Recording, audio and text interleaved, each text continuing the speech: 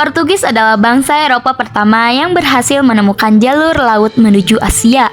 Tujuannya hanya satu, yaitu menguasai perdagangan rempah-rempah.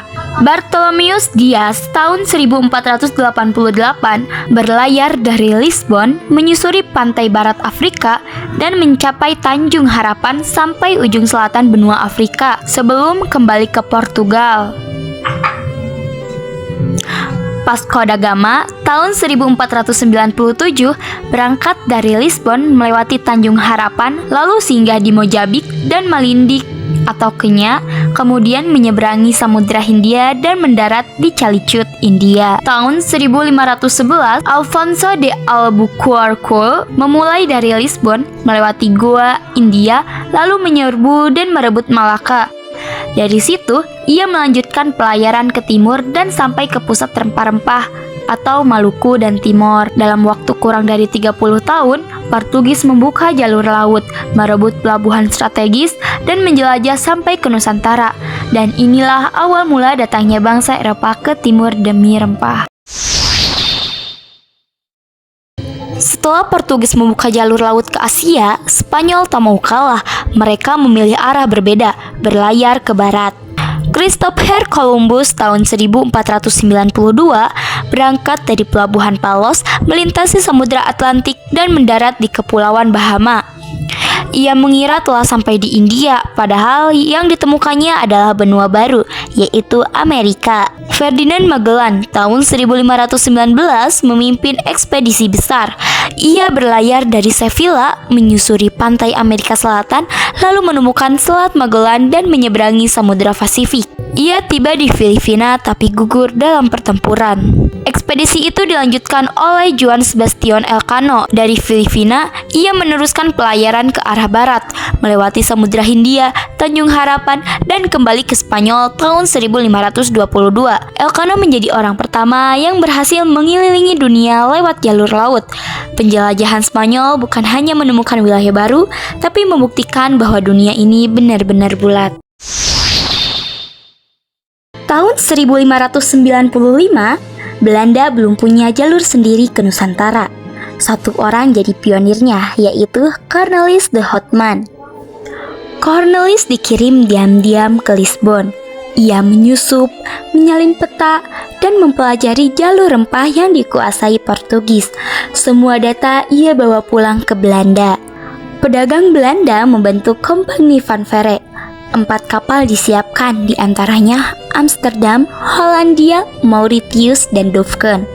Cornelis jadi pemimpin pelayaran pertama menuju Asia. Kapal bergerak ke selatan benua Afrika, lalu belok di Tanjung Harapan. Setelah itu, menyeberangi Samudra Hindia, dan mereka menghadapi badai, kelaparan, dan konflik antar kru. Di Madagaskar, kapal berhenti lama. Banyak kru yang sakit dan meninggal. Ekspedisi nyaris gagal. Tapi akhirnya, mereka sampai di Banten. Awalnya disambut, tapi karena sifat arogan Cornelis bikin warga marah. Frederik de Houtman ditangkap dan mereka terusir. Dalam perjalanan pulang, mereka bentrok dengan penduduk di Madura. Belanda menyerang duluan, kekacauan pun makin menjadi. Bali jadi titik aman saat itu. Mereka disambut hangat dan bisa berdagang. Cornelis akhirnya dapat rempah untuk dibawa pulang. Mereka pulang lewat selatan Jawa. Dari 249 orang, cuma 90 yang selamat. Tapi Belanda menganggap ini keberhasilan besar karena mereka tembus Asia lewat jalur sendiri. Cornelis kembali berlayar kali ini ke Aceh.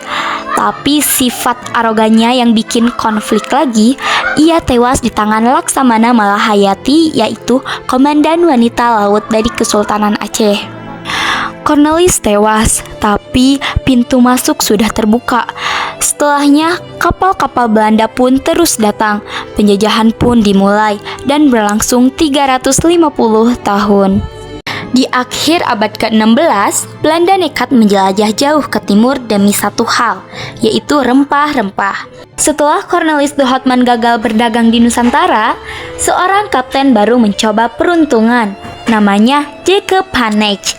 Dan inilah rutenya. Belanda mengirim ekspedisi dagang besar-besaran, 8 kapal, ratusan awak, dan satu harapan besar, yaitu sampai ke Maluku dan pulang membawa rempah-rempah.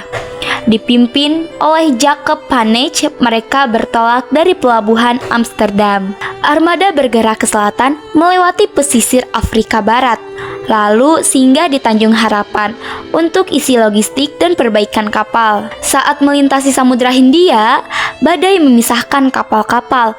Panech tetap ke arah Jawa, sementara Warwick dan Hemscott terbawa ke timur. Kapal Jacob sampai duluan di Banten, Jawa Barat. Berbeda dari Portugis, orang Belanda disambut ramah oleh Sultan. Mereka mulai berdagang dan berhasil membawa lada dalam jumlah besar.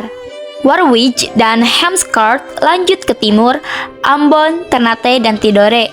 Mereka diterima baik dan berhasil membeli pala dan cengkeh langsung dari sumbernya. Dalam perjalanan pulang, beberapa kapal mampir ke Bali dan Madura untuk berdagang dan isi ulang air bersih. Rute pulangnya melewati Tanjung Harapan dan Samudra Atlantik. Sesampainya di Belanda, mereka membawa rempah-rempah dalam jumlah besar dan untung besar. Ekspedisi ini disebut-sebut sebagai yang paling sukses di zamannya. Berbeda dari Cornelis, Jacob tak menebar konflik, justru membangun dagang damai.